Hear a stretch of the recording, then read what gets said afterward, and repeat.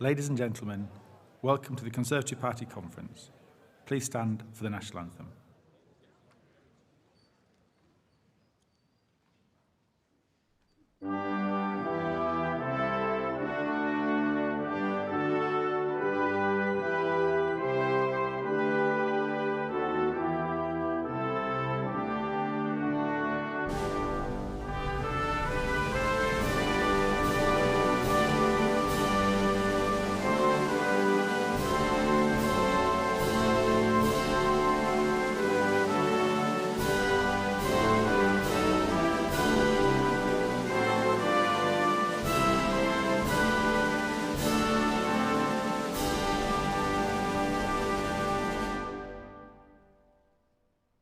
Ladies and gentlemen, please welcome the President of the National Conservative Convention and Conference Chairman, Stuart Harper.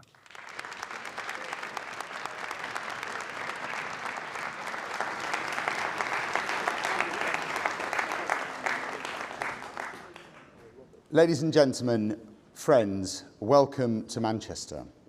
Welcome to the Conservative Party conference. We meet just a few days on from an horrific terrorist attack on the Jewish community in this city, on the most solemn day in the Hebrew calendar. We stand united with the congregation of the Heaton Park Synagogue as we condemn this vile and heinous crime. We stand in solidarity with those who suffer and mourn, and we commend those who put themselves in harm's way to prevent an even greater tragedy. Terrorism can never be allowed to win.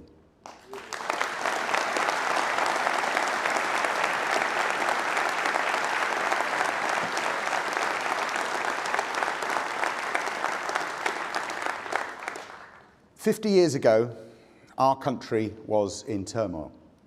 Having lost a general election the year before, the Conservatives had been replaced by a socialist agenda of managed decline, by a government that didn't believe in Britain or the British people, that put this country at the mercy of their union paymasters at the expense of the economy and of prosperity, by a government that came to power offering steady leadership and competence, soon exposed for being out of steam and out of control."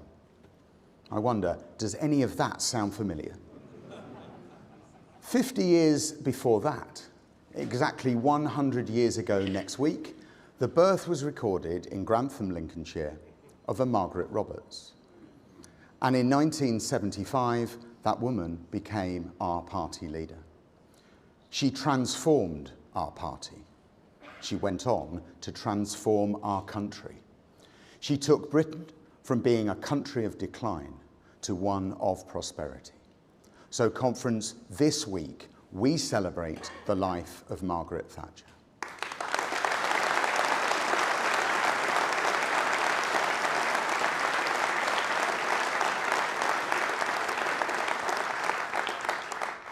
We remember all that she achieved, and we refocus ourselves in doing what the Iron Lady did so well, rebuilding our party and our movement to rescue Britain again from a shambolic Labour government.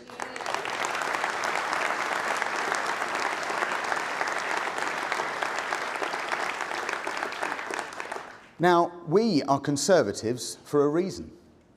We know what we stand for, and as a united party, we can make our case to the British people once again, just like Mrs. Thatcher did. A coherent case based on sound Conservative values, built around a leader with vision and determination. But I've been told in the run-up to chairing this year's conference how hard it is going to be, how demotivated people are. And yes, it's tough to be in opposition, to see the mess that Labour are making of our country, and to see all the things we said would happen come to pass. But in the bar last night, before conference had even started, there remained that sense of motivation to make things better. So, conference, it is up to each and every one of us in Manchester this week to prove the doubters wrong.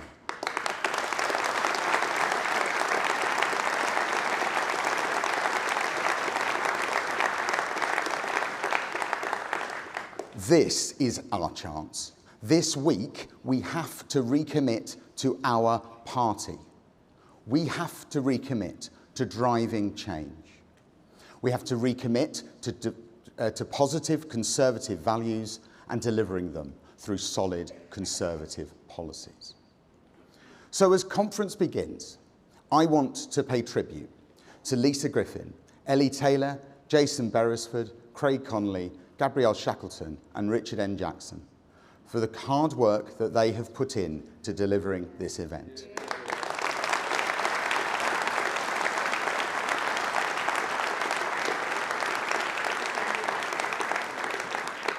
And to the teams from across CCHQ and from Paragon and Blue Way who deliver much of the logistics. I also want to thank the Greater Manchester Police, Ambulance and Fire Services, G4S who are working hard to keep us safe, and so many teams from across Manchester and beyond who have been working for nearly a year on all that this week entails. To all of you, thank you.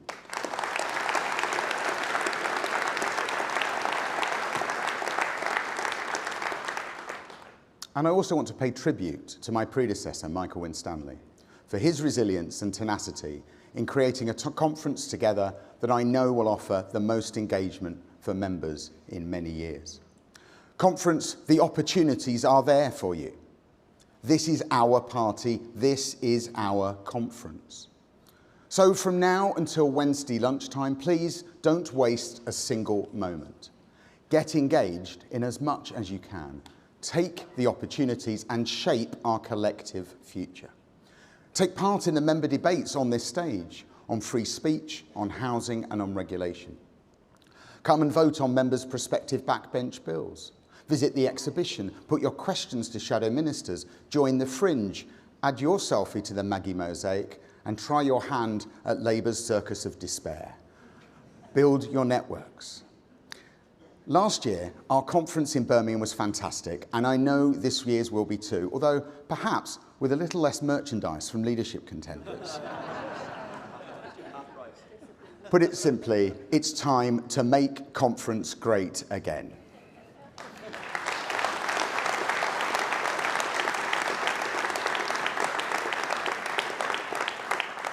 Over the last year, as the members' representatives on the party board, myself and my National Convention colleagues have played our part in reforming some of the structures and processes of the party, improving our technology, looking at ways to enhance our membership offer, encouraging real Conservative policies, and driving forward campaigning activities and the training available to you.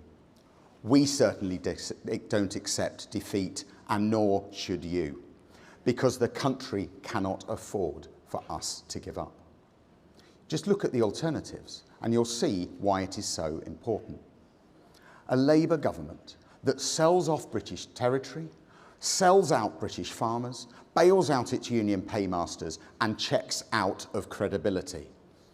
Led by a Prime Minister so weak, he had to hope his errant deputy resigned because he lacked the bottle to sack her.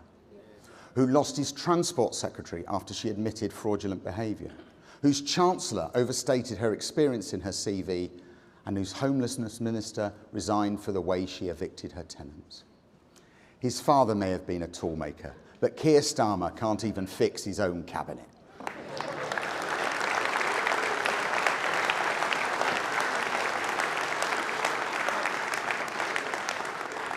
And the Liberal Democrats are no better. A party of gimmicks and stunts, of marching bands, half-truths and no convictions, who take the credit for the work of others locally and when things get difficult are nowhere to be seen. And then we have reform. Now, if anyone in this room is left with any illusions, let us be clear.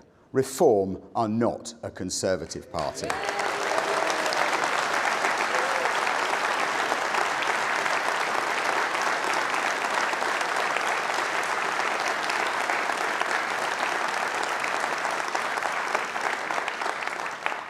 They are a big state, big spend party, and they'll put up your taxes to pay for it. They offer simple answers to complex problems. It's just that none of them work. A party that is all about the ego of one man. a man with more front than Clacton-on-Sea, who doesn't even remember who bought the house in his constituency he claims to live in. It's our job to show them up for the sham that they really are.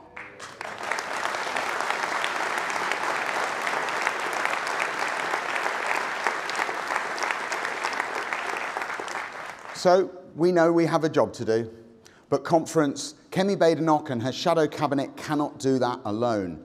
It needs each and every one of us in this room to play our part. We have to be out on the doorsteps as often as we can, not waiting until the elections come around again, because the evidence is clear. Those that knock on doors win elections. And we're already winning back seats from Reform, seats that they've only held since May this year. With Jeremy Pert in Staffordshire and Keith Girling in Nottinghamshire, we are showing that as soon as Reform are tested, they are found wanting.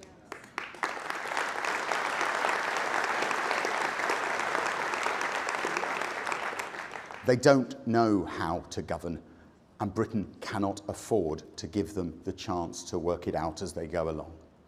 What we need to do is not rocket science, but it is hard work. And this week's conference is about all of us recommitting to that hard work and renewal. We know the heart of our party is its members, and it always will be. We believe in our party, so we must fight for it. We believe in this country, so we have to fight for it. We believe in the British people, so we will fight for them. Conference, this is our chance, when we make sure we are part of that renewal together. Conference, make the most of the opportunities this week has to offer. Every moment between now and Wednesday lunchtime should be full of spirit. Then when it is over, we get out, we deliver, and we win again. We've done it before, we'll do it again, because we believe in Britain. Thank you.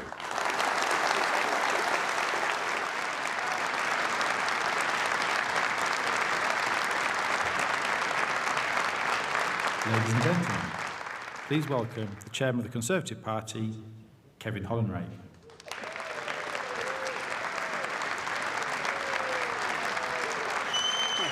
Thank you very much. Thank you. Thank you. Welcome to Manchester. A storied northern city, a city so full of history, industry, sport, and sadly, the scene of two tragic bombings.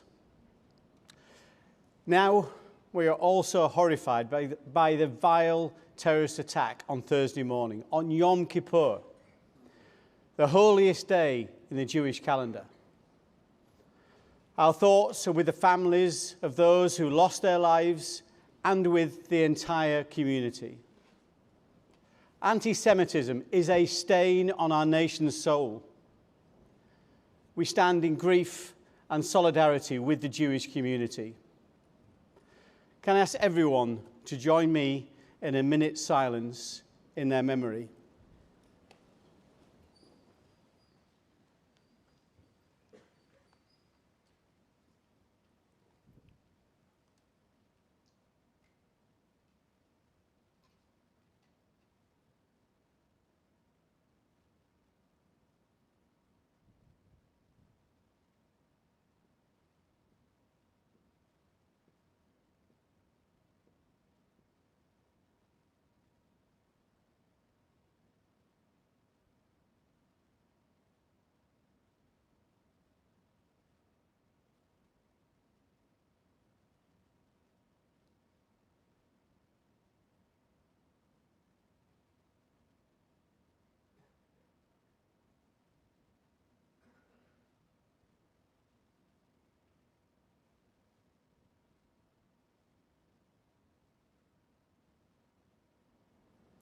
Thank you.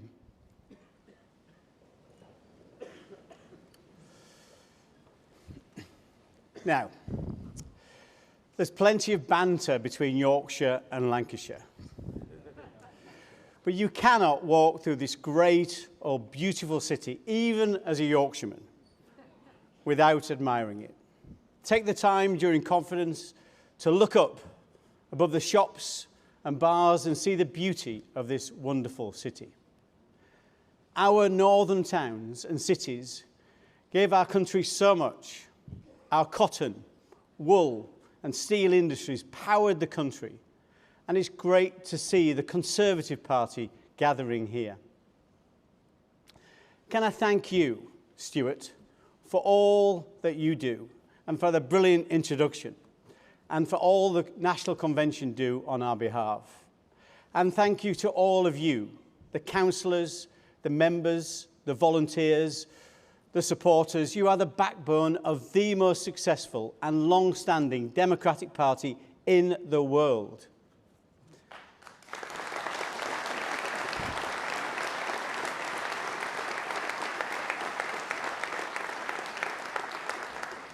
It's an honour to serve as your party chairman. You do the hard yards, you knock on the doors, you deliver leaflets, you persuade neighbours, friends and strangers alike. You make the difference.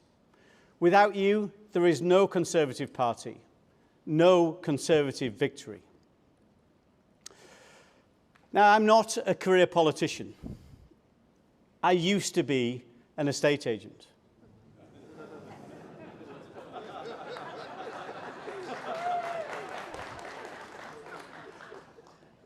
I'm the only person who's entered Parliament and improved his social standing.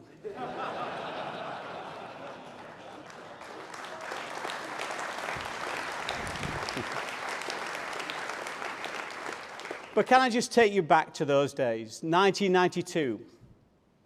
Black Wednesday had shaken the economy 2 months after I started my business. At that point, we hadn't even sold a single house, not even listed a single house. Then our big chance came. The phone rang and Mrs. Clark asked me to go around and value her home. I arrived next morning, unfortunately 20 minutes late. She wasn't very happy. She said, "I'm sorry, I'm cancelling the appointment. You shouldn't be late for appointments." A little bit of fast talking on the doorstep, she agreed to give me another chance. So I was looking for an icebreaker, a set of golf clubs or a book on a bookshelf. And my eyes settled on a painting over the mantelpiece. It was a painting of a gentleman in a big black cloak with a big black hat, old oil painting, gilt frame. I said to Mrs. Clark, "That's a beautiful oil painting." She said, "Oh, thank you very much." She said, "That's a family heirloom." I got a bit closer and said, "The gentleman in that painting looks just like Anthony Hopkins." She said, "That is my great-grandmother."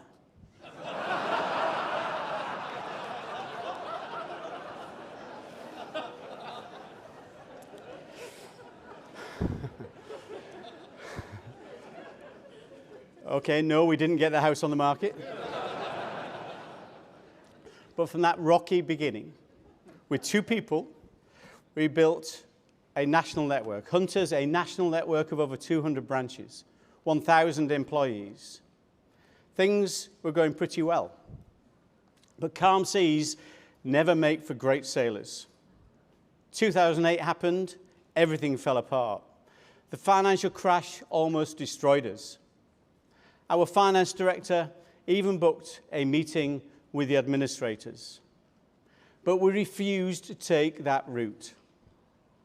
Much as I am proud of the business we built, how we floated on AIM and eventually sold in 2021, what I'm proudest of is surviving the massive market shock we lived through.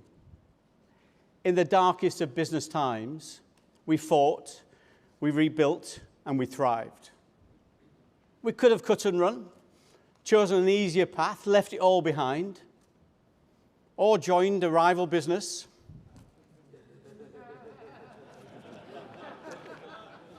Some people do that when times are tough. Everyone would have said quitting would have been the right thing to do, the easy thing to do. Yet we held our nerve. We rebuilt our business and rebuilt our brand. What really saved us? Resilience. And resilience is exactly what our country and our party needs now.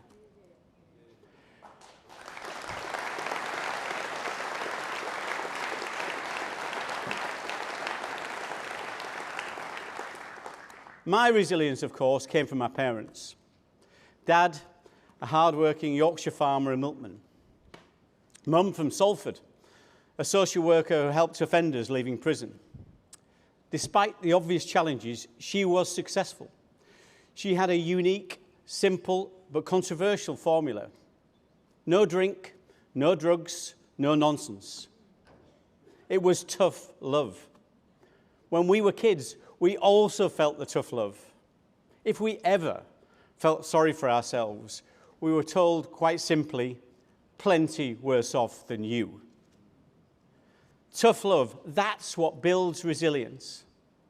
This party and this country both need some tough love right now. Memories are very short in our world. You know, we actually achieved some great things in government.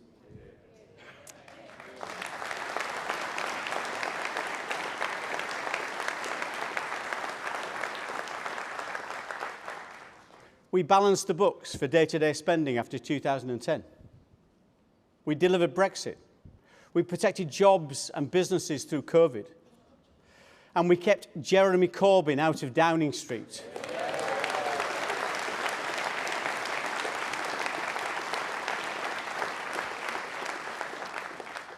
He would have been a disaster for this country.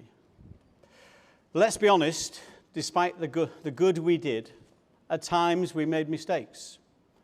At times we were too soft. We forgot about tough love.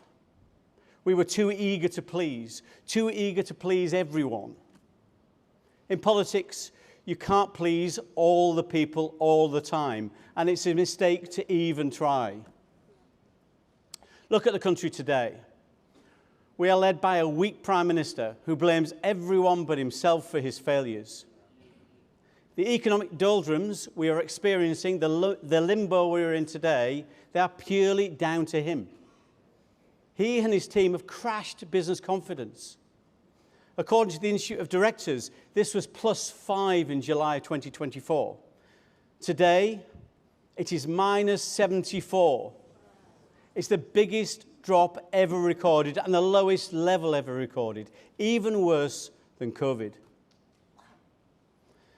Business people, the risk takers, are the engines of growth and the creators of jobs and opportunities in this country. The strong horse that pulls the whole cart, as Churchill called them. They understand that taxing your way to prosperity simply does not work.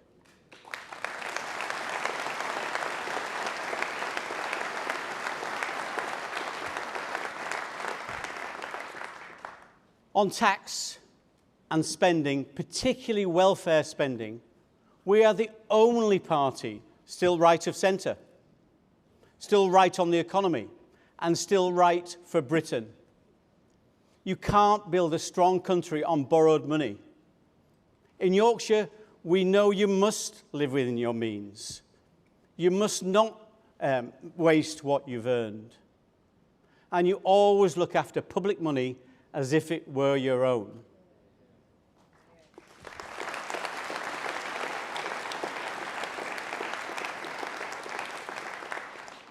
On her 100th-year anniversary, Mrs. Thatcher would be proud that her party is the only one who understands that we are spending other people's money.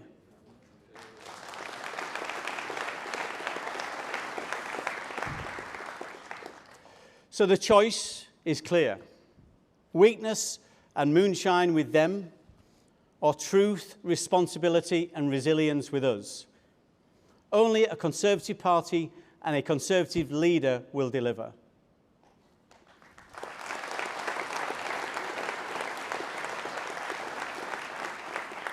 Stronger borders, immigration under control, illegal migrants and foreign offenders deported. A stronger economy living within our means. A stronger Britain tackling crime, antisocial behaviour, rough sleeping, communities living separate lives. A welfare system that protects the vulnerable but insists those who can work, do work.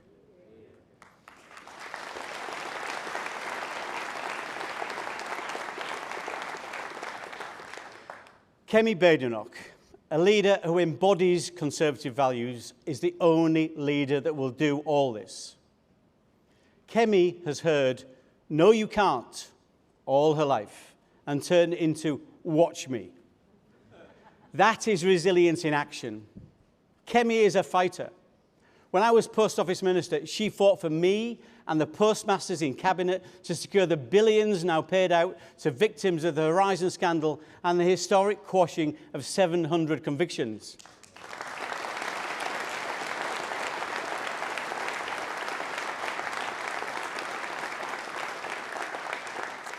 Only Kemi will offer this country the courage, conviction and tough love it needs. But she can only do this as a team. It starts with us. Everything every one of us does. Every conversation we have with our customers, the voters, every post, every leaflet, every vote, every single one matters. Together we can and will rebuild. Resilience and a determined team saved my business. Resilience and a determined team will rebuild our country.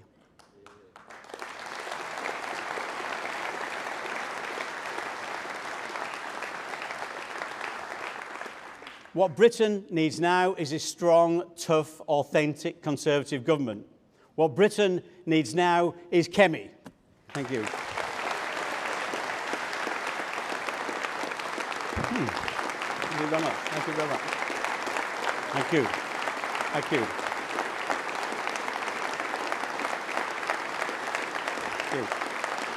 Thank you. Thank you. Okay. Thank you very much. Thank you.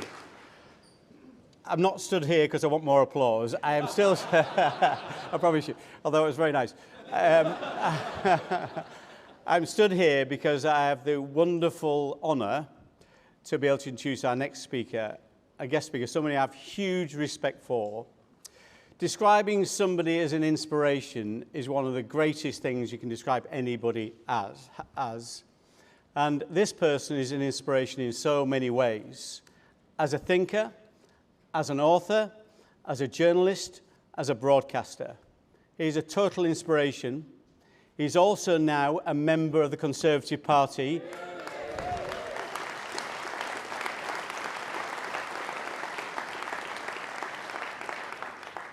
And believes that the only choice is the Conservatives. Ladies and gentlemen, Matthew Syed.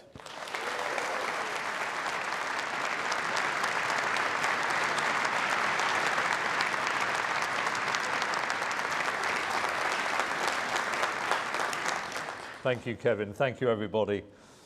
I was going to say in my opening remarks that it might seem odd for an objective, I hope, newspaper columnist to be addressing a party conference, but Kevin has given the game away. I joined the Conservative Party a couple of weeks ago. I'm proud to have done so.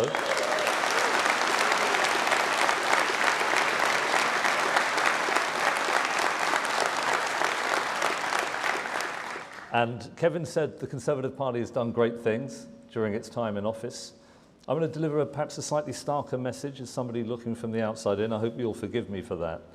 Let me tell you a little bit briefly about myself, and then I'll pivot into talking about why I think the Conservative Party now is more important than at any time in its history at a crucial moment for our nation.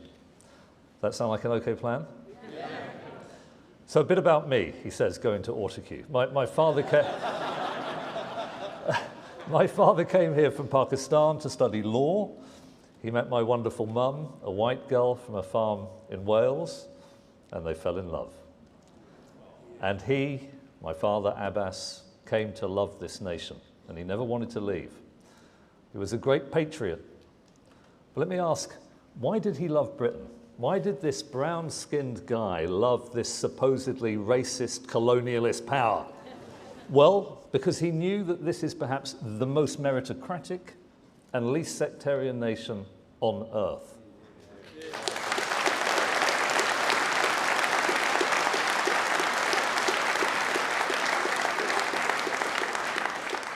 If you want to see racism, look at the iniquitous caste system in India. Look at ethnic division in the Middle East. Look at tribal conflict in Africa. We don't have that here. Or at least, we didn't. But let me suggest that we have to be honest with ourselves.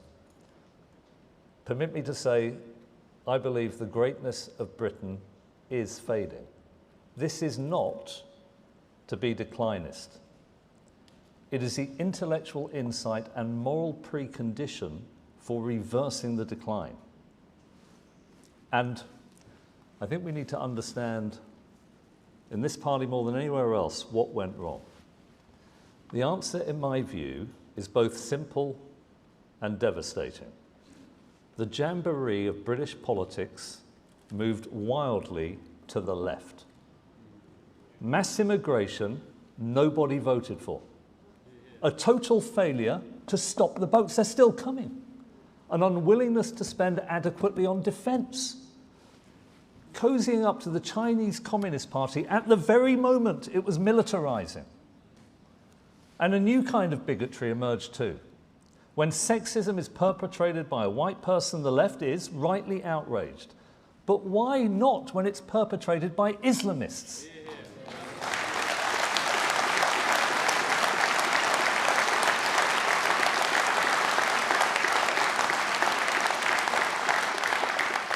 In many Sharia courts, female testimony is only worth half as much as men's.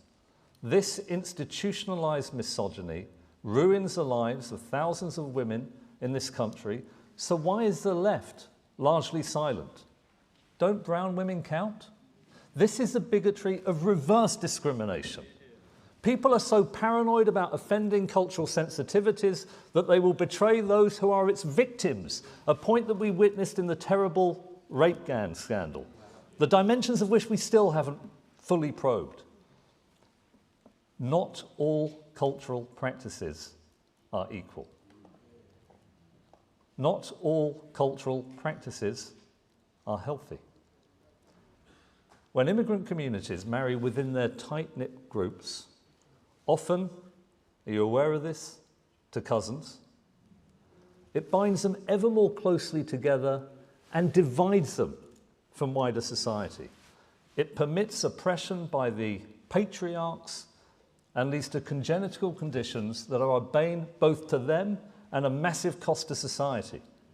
But when you call, as I have done in the Sunday Times, for a ban on cousin marriage, Richard Holden has supported this.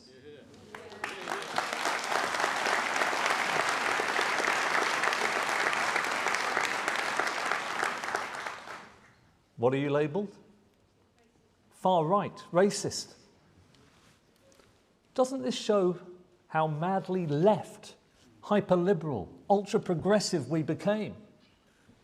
I was in Trafalgar Square yesterday for the Palestine protests and read the Sunday Times, anti-Semitism on a truly graphic and shocking scale. We've been too complacent, have we not, about this? It's a scourge, and it's time for action. But let me turn, I hope I don't lose the audience here, so I wish to make an argument that I think has to be internalised by this party. The economy. I might lose you for at least a moment, but I stood, he admits, on a Conservative Party stage for Labour at the 2001 general election. Apologies. How did it go? I lost to John Redwood.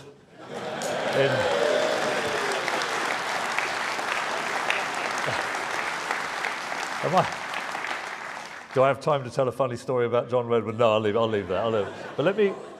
But let me perhaps say this, and I mean it sincerely. I was proud to stand on that manifesto. And for a significant reason. It was miles to the right of almost anything you see in British politics today. Debt, as a proportion of GDP, was 30%. It is now 100% and rising. It will get to 300% without a shift by 2060. The highest marginal tax rate was 40p. Welfare was under control. So are our borders. Over the last 2 decades, taxes have soared to their highest level since the 1940s. Public spending since the 1950s. Much of this happened, do we not have to admit, under Conservative governments. But is that Conservative? I ask you. Is it? Regulations have spiralled. The tax code has ballooned to 20,000 pages under meddlesome chancellors, the longest in the world. All these wheezes look great from the dispatch box, but they add a deadweight burden to entrepreneurs, the dynamism of capitalism.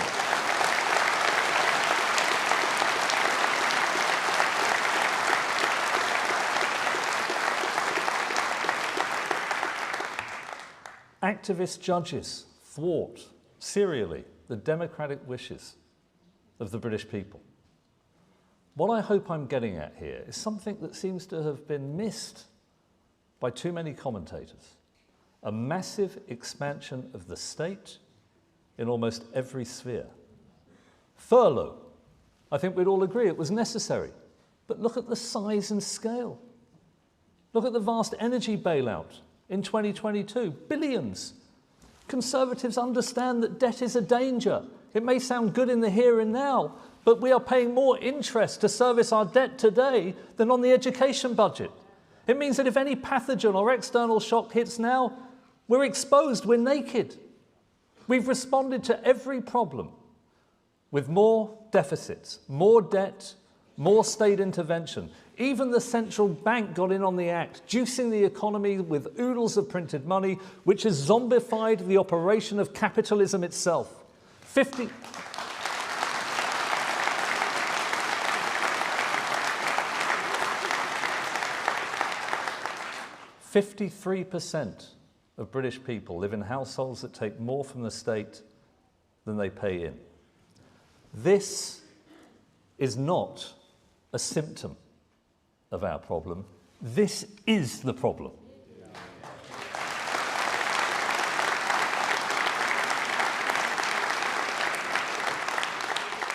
Reform UK is described as right-wing. I want to suggest to you that this shows how far British politics has swung to the left. I do not believe Nigel Farage is a racist, but I do believe, based on what he has said, that he is a socialist.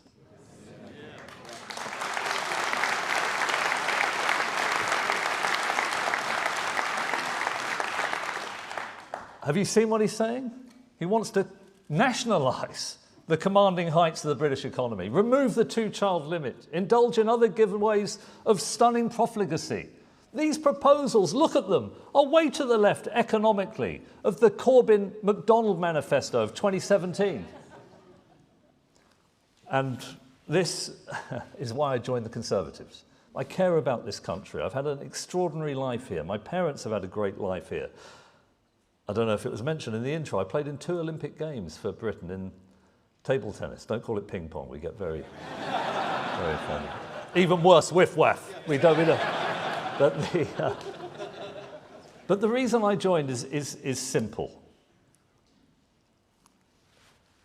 I think Kemi Badenoch, I had no incentive to join the party. Kemi Badenoch is the only leader who is articulating the true nature of the challenge we face.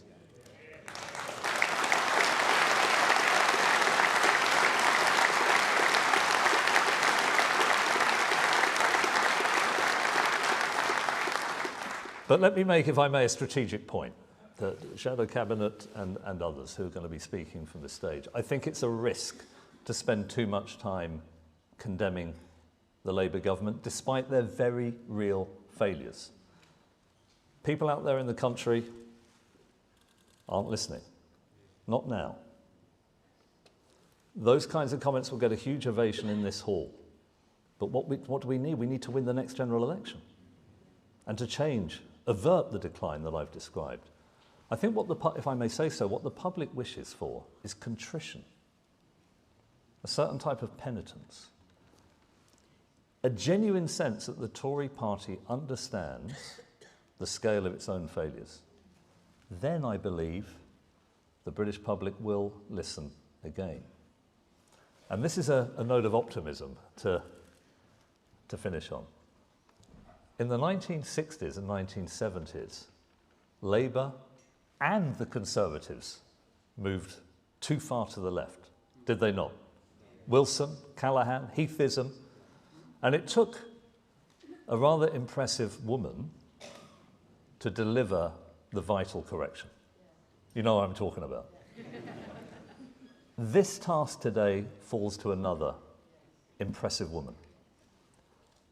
Give her time. Don't chase short-term polls. Play the long game. That should be a leitmotif of this party.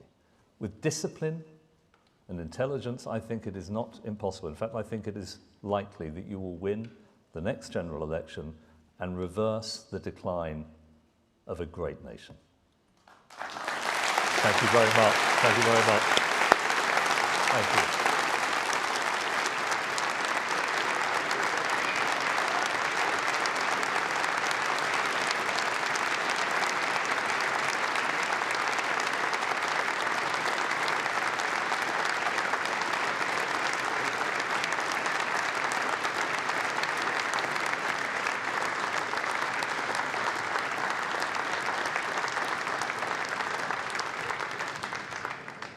Ladies and gentlemen, please welcome the leader of the Scottish Conservative and Unionist Party, Russell Findlay.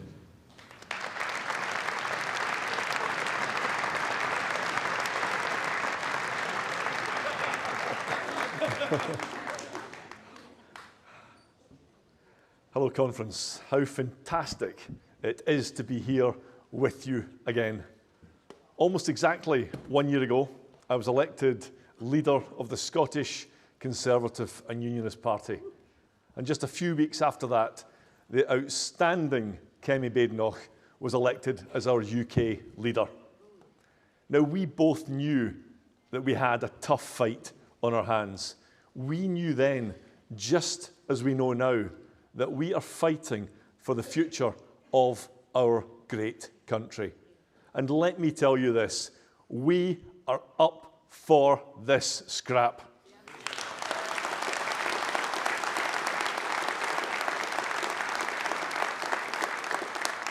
Because left in the hands of Labour and the SNP, the United Kingdom's future would be bleak, weaker and divided, smaller and poorer. Under the left-wing policies of Keir Starmer and John Swinney, the only growth would be the debt left to future generations. I want our young people to have hope for the future. Our party and our country believe in the power of aspiration. We stand for something that no other party truly does, and that is advancing opportunity for those willing to work hard, reaping the rewards for hard graft. We stand for the strivers, we stand for those who create jobs and wealth, and conference, that is why we are in this fight. That's why the Conservative and Unionist Party must and will emerge even stronger.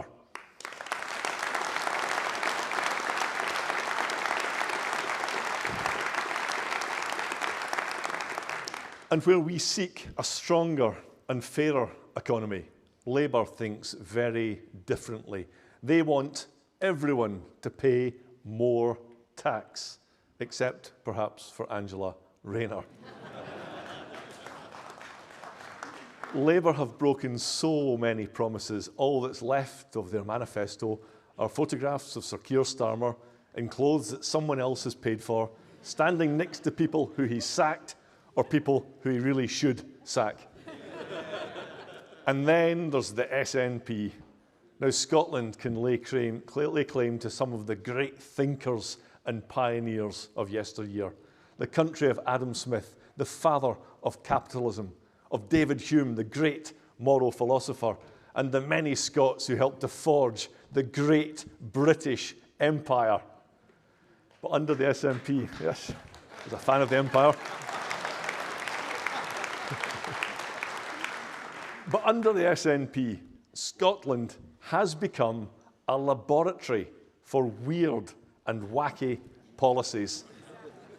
For the SNP, there is no policy that can be too harmful, half-baked, or unhinged. From rent controls to a basic universal income to a 4-day working week. If it's woke, they want it. They embrace every madcap idea known to man and woman. Yes, yes, conference, man and woman, because we Conservatives know there are two genders. Not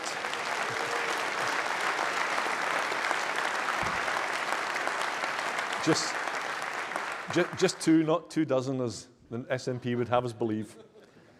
And the architect of the SNP's gender self-ID law was Nicola Sturgeon. You remember her? And an arch opponent of it was Kemi, Badenoch. Our party killed it stone dead. And now Nicola Sturgeon is quitting the Edinburgh Parliament, which you might want to call a political jailbreak. But friends, please don't get too carried away, because I want to warn you, I have to warn you, the new SNP leader, John Swinney, only offers more of the same division and decay. He was not Nicola Sturgeon's obedient deputy. He's been obsessed with breaking up the United Kingdom from the age of 15. He probably reckons that Braveheart was a documentary. And if conference, if you'll please indulge me, I'm going to reference Mel Gibson's famous Braveheart battle cry of freedom, because that word actually sums up what next year's vital Scottish Parliament election is really all about. The people of Scotland don't want independence, but they do want greater freedom. That's the freedom to keep more of their hard-earned money, not pay more tax than people in the rest of Britain for doing the same job. Small businesses want freedom from the SNP's relentless barrage of rules and regulations. Ordinary people want freedom to speak openly, not constrained by Humza Yousaf's chilling hate crime law. And it really is a great irony that the so-called Party of Independence has trashed so many of our freedoms. As the Party of the Union, we want to give back freedom and control to the people of Scotland. Control over their own lives, their own decisions, their own money. And that's what we proudly stand for as Scottish Conservatives and Unionists. Thank you. Thank you.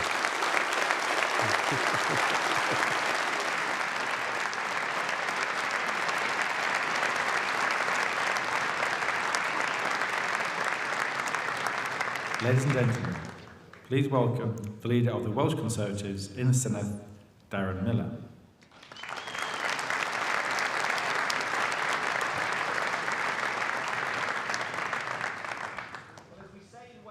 Conference, Prynawn da Cynhadledd. Good afternoon to you all. It's an absolute delight to be able to follow Russell Finlay, who is leading the fight for the Union and against the SNP up in Scotland. In Wales, alongside the Shadow Wales team in Westminster, Mims Davis and Olivia Bloomfield, we are fighting that same battle for our precious United Kingdom. Because one thing that we Conservatives know all too well is that left-wing governments, whether they are in Scotland, Wales or Westminster, do not work.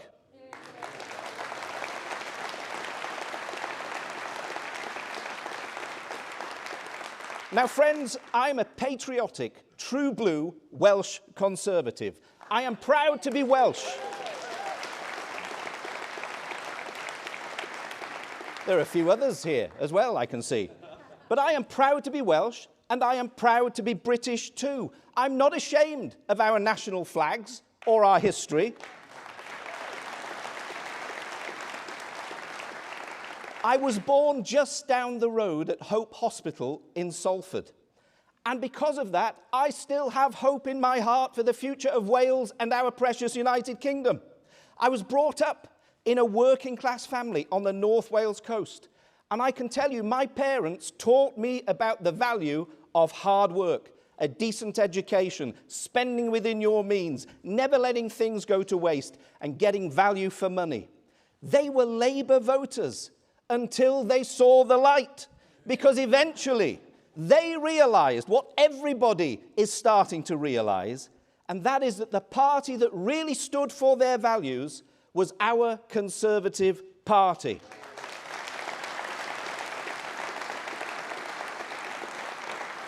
And those values hold as true today as they did when I was growing up, because freedom and personal responsibility matter. And a new generation here in the United Kingdom is discovering and embracing these values for themselves, thanks to champions of freedom like the late Charlie Kirk. Now, friends, I am sorry to say this, but when I paid tribute to Charlie Kirk in the Welsh Parliament just a few weeks ago, I was heckled by left-wing politicians, including a Welsh Labour government minister. Those attitudes are shameful.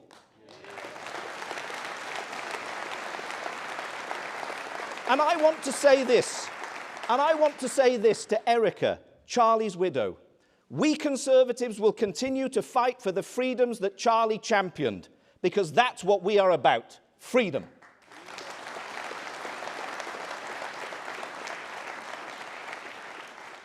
Friends, I'm a man on a mission to fix Wales, because after 26 long years of Labour rule, Wales is broken. Our NHS isn't working, our school standards have fallen, and our economy is struggling. But instead of fixing these problems, we have a Welsh Labour government that has focused on all of the wrong things. They've frittered away millions on 20-mile-an-hour default speed limits, solar-powered boats for the Wampi tribe in Peru, gender-neutral tree planting in Uganda, whatever on earth that means, and a nation of sanctuary plan that spends tens of millions of pounds on immigration, an issue for which the Welsh government is not even responsible. And it includes spending a small fortune even on those who arrive in the United Kingdom illegally. So, friends, we must strengthen our borders, and that is why I unreservedly back Kemi Badenoch's plan to leave the ECHR and deport all foreign criminals.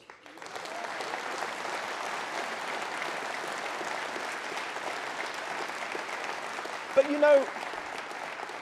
you know, perhaps the biggest example of how out of touch our political opponents in Wales actually are is the £120 million that they are wasting on more politicians in Cardiff Bay. Well, let me tell you, conference, Wales needs more doctors, dentists, nurses, and teachers. It does not need more politicians.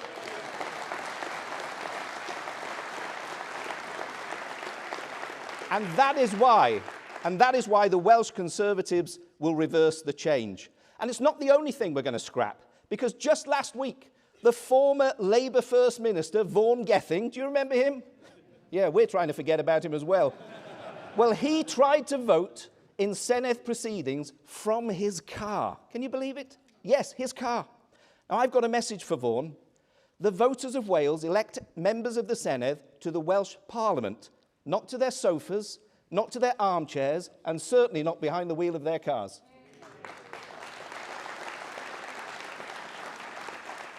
The pandemic is over, and it's time that work-from-home practices for members of the Senedd came to an end.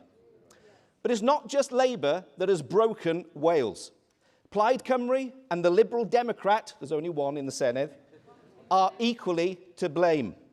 For a quarter of a century, whenever Labour needed votes to pass another dreadful budget or an ill-thought-out law, Plaid or the Lib Dems were there to prop them up.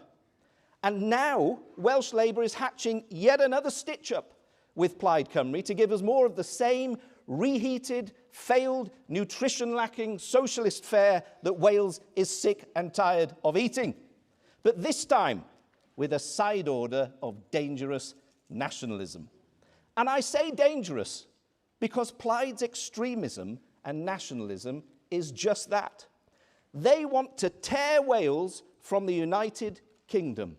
They want to draw a slate curtain across the border between England and Wales. A curtain which could end the right to live, work, study, and trade anywhere in the UK. Their plans would cost the average Welsh working family thousands each and every single year. So let me be clear. Plaid Cymru is a risk to Welsh jobs, pensions, and our economic prosperity. But they are not the only risk at the next Senedd election. Reform is a risk too. A personality cult with pie-in-the-sky wish lists of expensive things that they want to do and no plan whatsoever to pay for it. Just days ago, their former leader in Wales, Nathan Gill, admitted to taking bribes to make pro-Russian statements in the European Parliament. He's now facing years, quite rightly, in prison. But these stories should come as no surprise. Why? Because Nigel Farage himself has also cozied up to the Russians, speaking of his admiration for Vladimir Putin, and even pushed the outrageous Russian propaganda lie that the West provoked the illegal Russian invasion of Ukraine. They are despicable.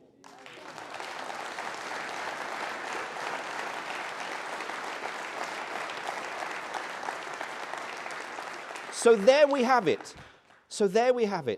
Reform is a clear and present danger to our national security. Plaid Cymru is a clear and present danger to our economic security. The Liberal Democrats are irrelevant, and Labour is failing Wales. But there is hope, because we Welsh Conservatives have a credible plan to fix Wales. We are ready to cut income tax, scrap rates for small businesses, back family firms and our family farms, eliminate wasteful spending, invest in our roads, protect frontline public services, restore discipline and drive up standards in our schools, tackle the crisis in the Welsh NHS, and defend our United Kingdom.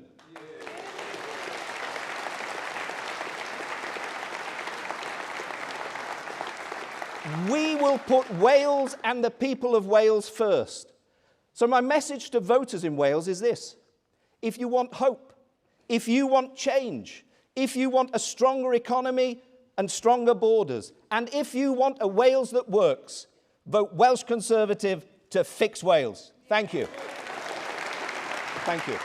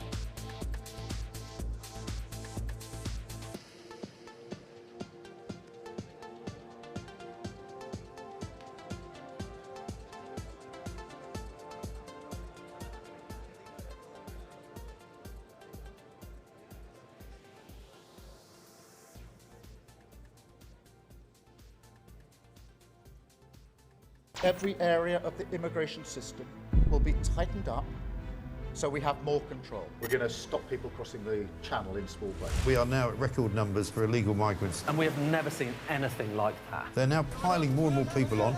2 women died, a child died. The UK is on course to have the highest migration rate in Europe. We're higher this year than we have been in any previous year. A new free-of-charge digital ID. Concerns over civil rights and privacy issues. This is the man that was going to smash the gangs. They're coming into the country illegally, and the first thing they do is break the law. They are rewarded. At the cost of the UK taxpayer. The politicians that we've got in-house are clowns. Shouldn't be leader anymore because he's useless. I already don't feel the same thing.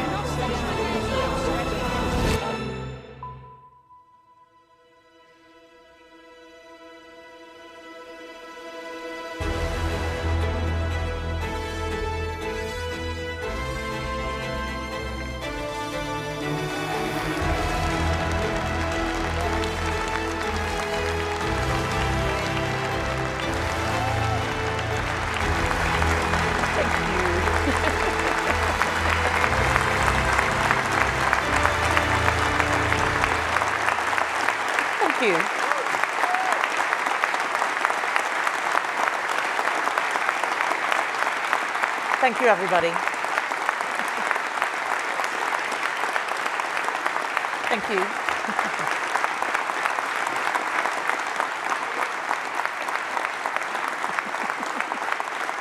Thank you, conference. Thank you.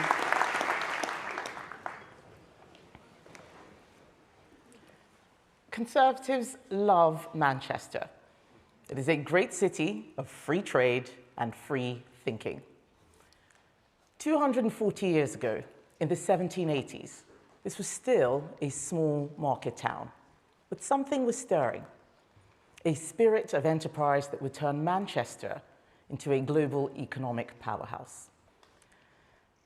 And it was back in the 1780s that the very first Jewish community was established in this city. A small group of families worshipping in a rented room in a back alley just a short walk from where I am standing. And right from the very start, Jewish people have been part of the fabric of Manchester.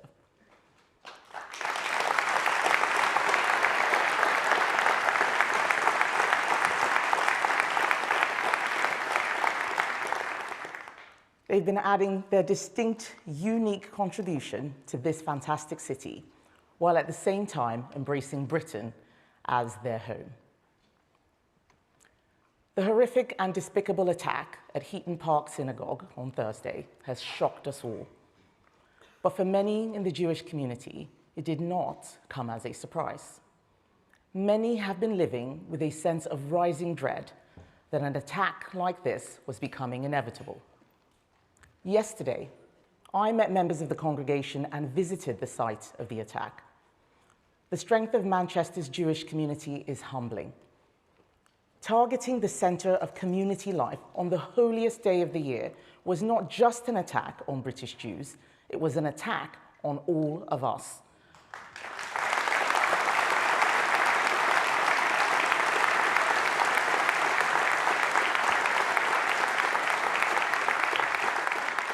It was an attack on our humanity and our values of freedom, compassion, and respect. It was an attack on the idea that Britain is a safe place for Jews. On Yom Kippur, the Day of Atonement, Jews take time for introspection, to ask themselves, where have we gone wrong in the past, and what do we need to do to be better in the future? These are questions we urgently need to ask ourselves as a nation. Extremism has gone unchecked.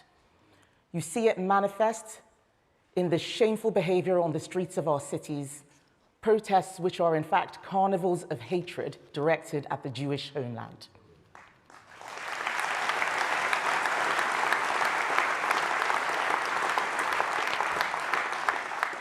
You hear it in the asinine slogans. You hear it in From the River to the Sea, as if the homes, the lives of millions of Jewish people should be erased. You hear it in Globalize the Intifada, which means nothing at all if it doesn't mean targeting Jewish people for violence.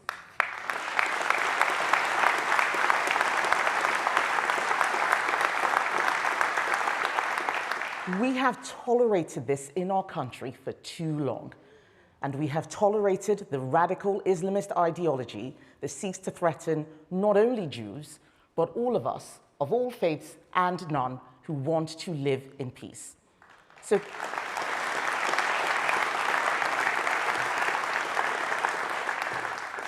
the message from this conference, from this party, from every decent and right-thinking person in this country must be that we will not stand for it anymore.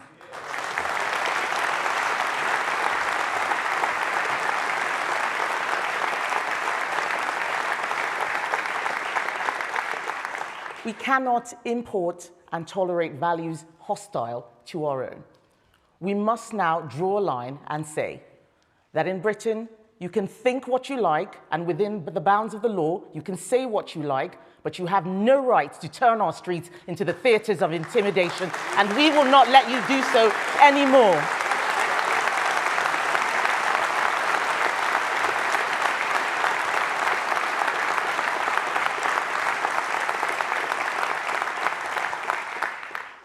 To our Jewish friends, we stand with you shoulder to shoulder.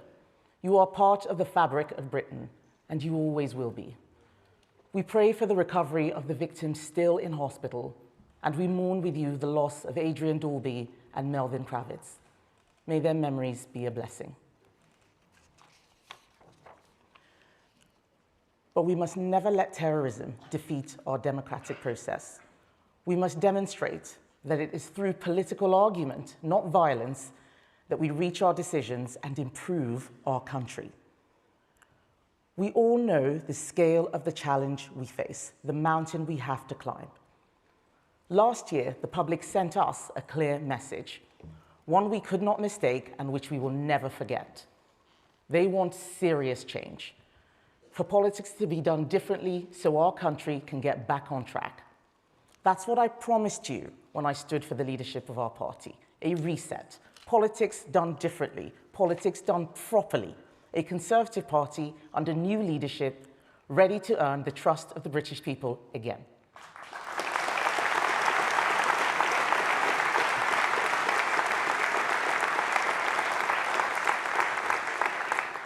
In the last 12 months, we started doing politics in a new way. No more making the announcement first and then working out the policy details second. No more thinking that we can leave quangos and bureaucrats to their own devices and then wonder why we don't see results. No more accepting that our laws can be used as a tool to subvert democratic decisions and basic common sense. An end, once and for all, to the drift of our institutions, away from truth, honesty, and decency, and a return to values that define our country at its best. That's what this week is all about.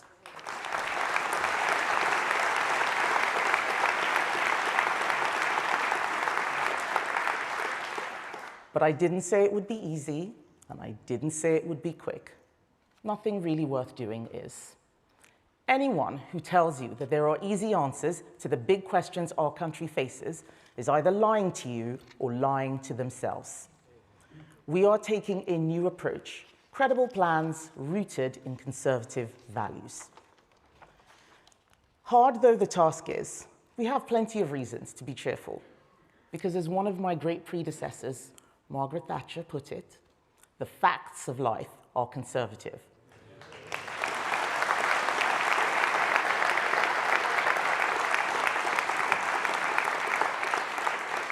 The facts of life are conservative, conference. The fact that countries, like families, have to live within their means. The fact that individuals know better than governments how best to spend their own money. The fact that freedom depends on order and only works under the rule of law. There is a gap for the responsible, optimistic, competent conservative approach, an approach rooted in values.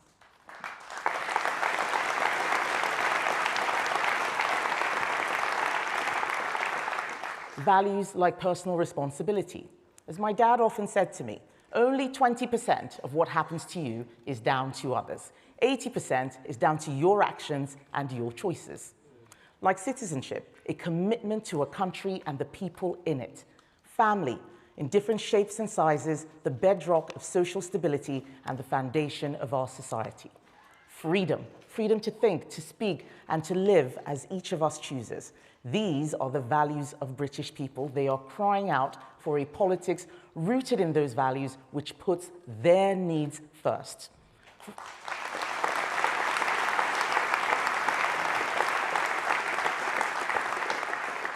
Conference, they are crying out for a stronger economy, where hard work is rewarded and everyone has a chance to get on.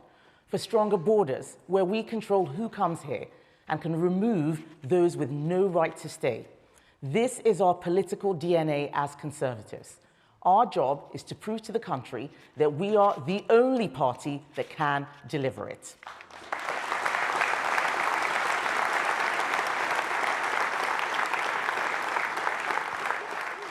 Conference, post-war, Conservatives spread prosperity and built millions of new homes, the bedrock of the property-owning democracy. In the 1980s, Mrs. Thatcher broke the cycle of high inflation, low growth, and trade union strife, giving Britain back her national pride and economic strength. Labour accuse us of achieving nothing in the 14 years since 2010. I'll tell you what we did. Remember what we inherited from them back then. They spent all the money, sold the gold, piled up debt. Like every Labour government in history, they left unemployment higher than they found it. We were elected to fix it, and Conservatives got to work. We slashed the deficit every year so that when the pandemic hit, we had the means to weather the storm. We reformed our schools to put rigor back into the curriculum. And today, a whole generation of young people will enter the world with better maths and literary skills than any generation before them. We reformed welfare. We got people into work. 4 million new jobs were created, over 1 million new businesses. We gave the British people a choice on our membership of the EU, and we implemented that decision.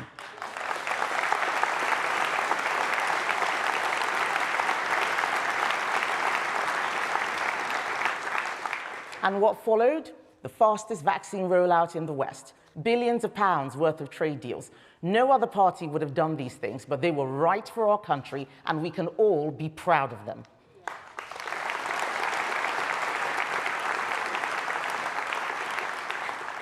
And conference, we mustn't forget that in each election, from 2010 to 2019, our vote share went up. That's unprecedented in modern history. And the British people don't get it wrong.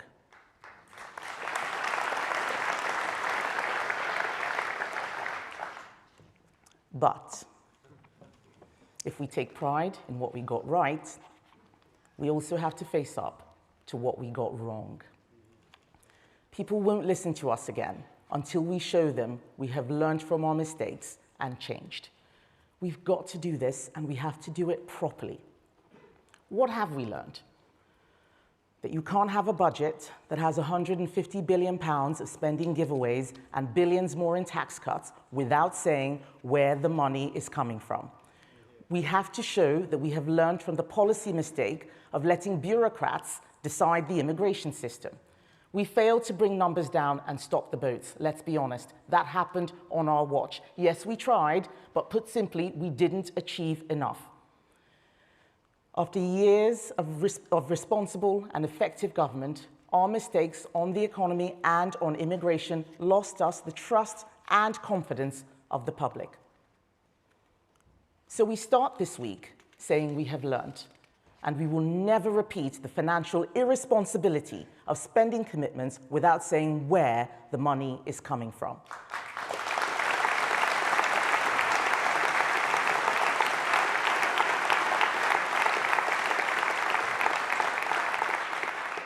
Never again, conference. This week, we will set out how we have changed, how we will be different, and most importantly, how we will make a difference.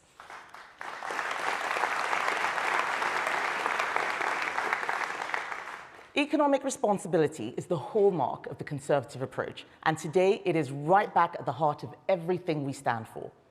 We may be in Manchester, but the theme of economic responsibility will run through this conference like the words in a stick of Blackpool rock.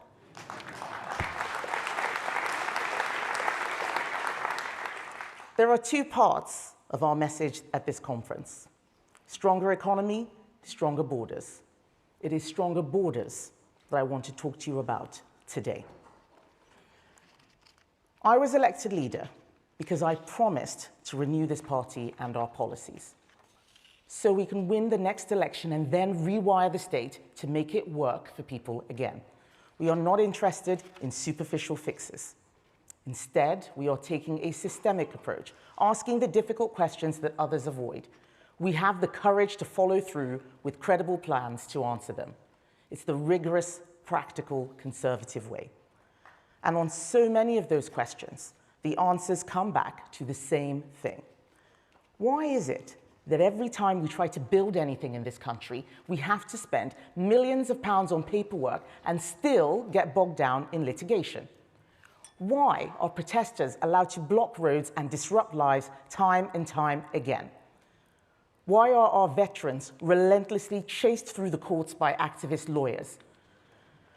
Why couldn't we deport those foreign nationals who raped girls in communities across the UK? Why do we still allow them to remain in the very same towns where their victims live? Why?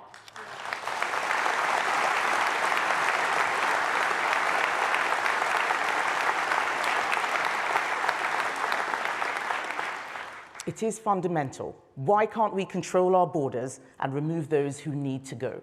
All these questions boil down to who should make the laws that govern the United Kingdom. Conservatives believe it should be our sovereign parliament, accountable to the British people. The reality today is that this is simply not the case. I saw it again and again in government. So often we had the right instincts and the right policies, but our hands were tied by a system that frustrated democratic control.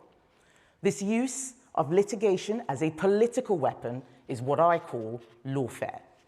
Well-meaning treaties and statutes like the European Convention on Human Rights and the European Convention on Action Against Trafficking, drafted with the best of intentions in generations gone by, and more recent additions like the Modern Slavery Act, are now being used in ways never intended by their original authors. What should be shields to protect the vulnerable have instead become swords to attack democratic decisions and frustrate common sense.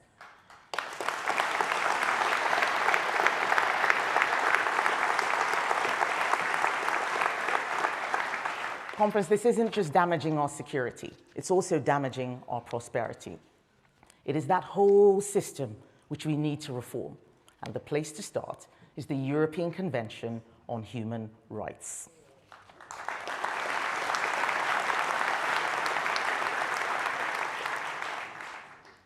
None of us had a problem with the rights in the original charter. It was drafted in 1950 by British lawyers, conservative lawyers, and it drew on British traditions. The problems stem from how it has been enforced and how its meaning has been twisted and changed. Today, it is used as a block on deportations, a weapon against veterans, and a barrier to sentencing and public order. Labour pretend it can be fixed. But when a group of 9 European countries, led by Italy, recently pushed for reforms at the court, the Labour government did not support them. They wouldn't even try. Our human rights lawyer Prime Minister and his good friend, the Attorney General, an Attorney General who likened those of us questioning ECHR membership to Nazis, will never fix this problem.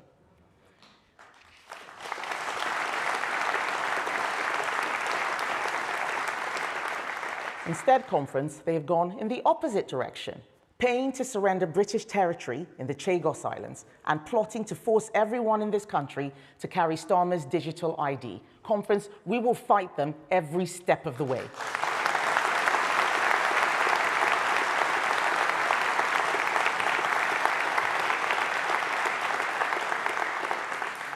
Reform just shout that we should leave the ECHR without any plan to do so or understanding any of the consequences. They are practicing that old failed politics I talked about, that politics of announcements without a plan. That is the way to chaos and failure. It is only the Conservatives who are taking the honest, responsible approach, prepared with a plan to deliver. To make sure we can strike at the root of the problem, we need to understand the full extent of the problem. That's why I identified 5 essential policies that the government must be able to implement if we are to secure our border and restore order to our society. 5 tests that a country has to pass to be truly sovereign. First, can we deport foreign criminals and those who are here illegally? Second, can we stop our veterans being harassed through the courts? Third, can we put British citizens first for social housing and public services? Fourth, can we make sure protests do not intimidate people or stop them living their lives? And finally, can we stop endless red tape and legal challenges just choking off economic growth? Any self-respecting sovereign nation should be able to answer all 5 of those questions with a clear yes.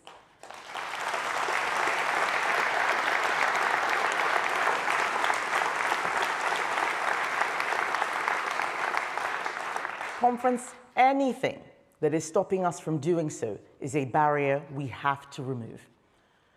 So I asked the Shadow Attorney General, the distinguished King's Counsel, Lord Wolfson, to lead an in-depth analysis.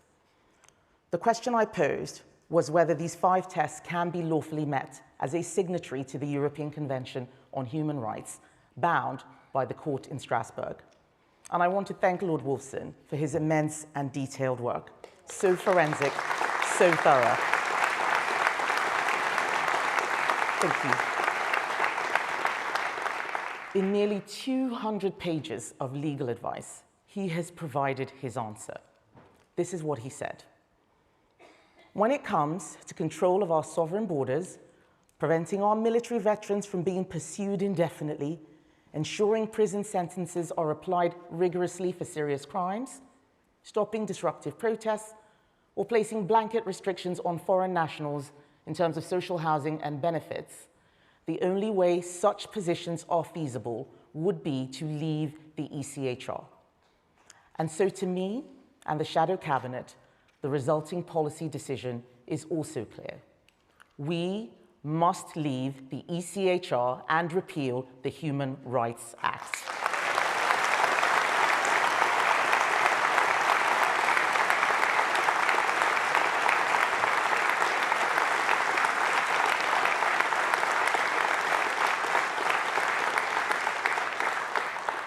Conference, I want you to know that the next Conservative manifesto will contain our commitment to leave. Leaving the convention is a necessary step, but it is not enough on its own to achieve our goals. If there are other treaties and other laws we need to revise or revisit, then we will do so.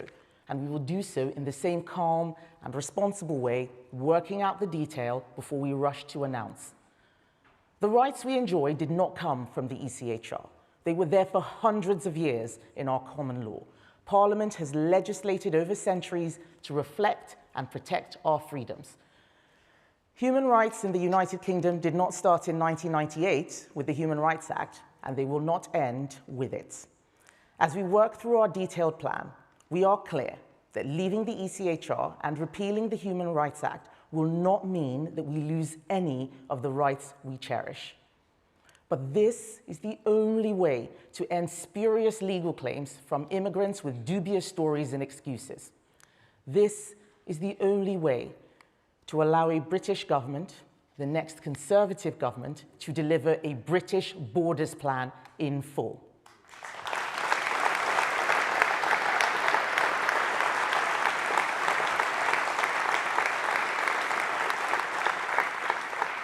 Conference, the Shadow Home Secretary, Chris Philp, has done a brilliant job pulling together this borders plan. The Conservatives are a strong team, and he will be saying more about this shortly, including our plans to remove 150,000 illegal migrants a year.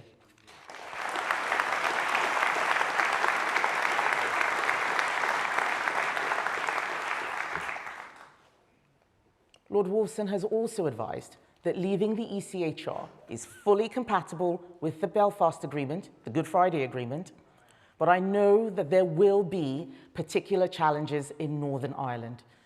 But difficulties are not a reason to avoid action. They are a reason to work harder to get it right. So, thank you.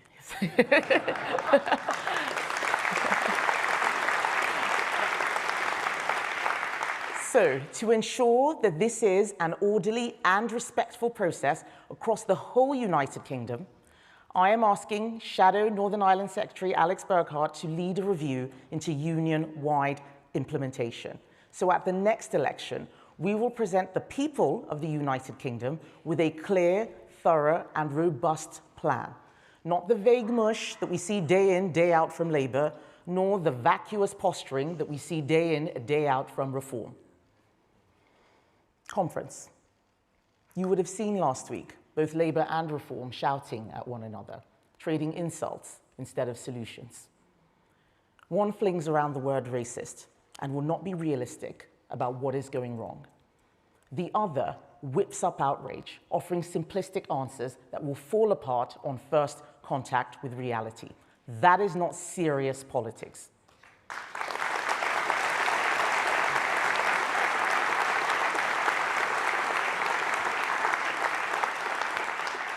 Conference, neither of those parties offers the leadership that Britain deserves. The truth is that Labour and Reform are two sides of the same coin. Both deal in grievance. Both divide our country into tribes and labels. Both practice identity politics, which will destroy our country. And I am saying no, no to division and no to identity politics.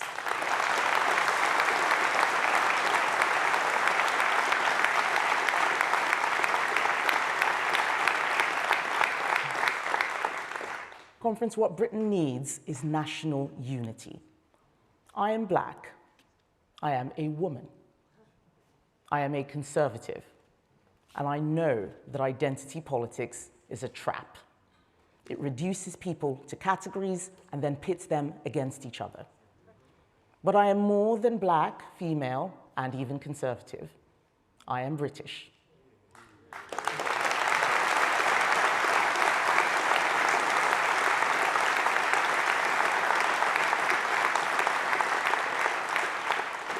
Conference, I am British, as we all are. My children are British, and I will not allow anyone on the left to tell them that they belong in a different category, or anyone on the right to tell them that they do not belong in their own country.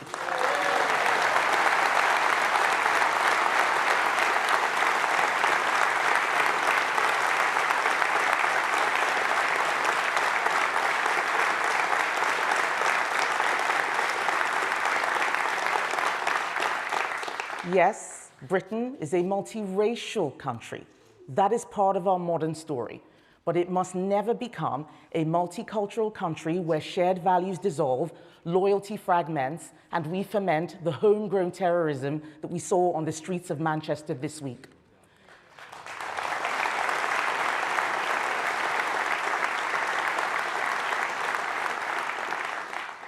Nations cannot survive on diversity alone. We need a strong common culture rooted in our history, our language, our institutions, and our belief in liberty under the law. That is what holds us together, and that is why borders matter, why numbers matter, but most of all, why culture matters.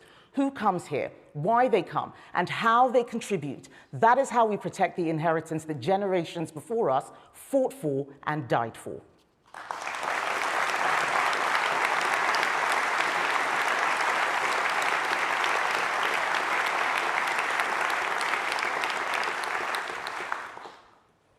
Britain needs deep change.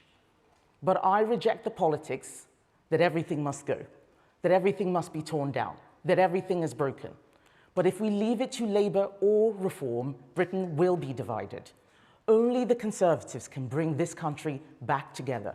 This is a battle we must win. By combining secure borders with a shared culture, strong values, and the confidence of a great nation, we can win the debate and win the next election.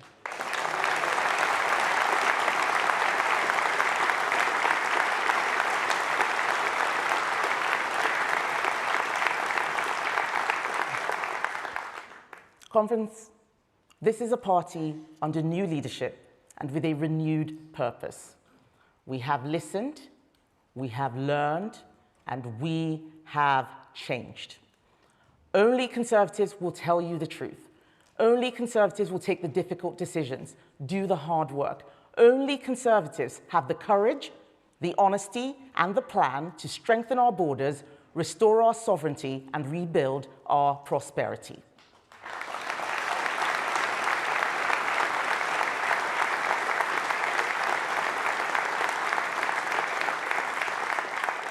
So I say to you all, as we start our conference, yes, we have a mountain to climb, but we have a song in our hearts, and we are up for the fight.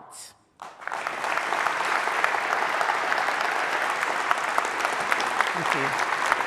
Thank you.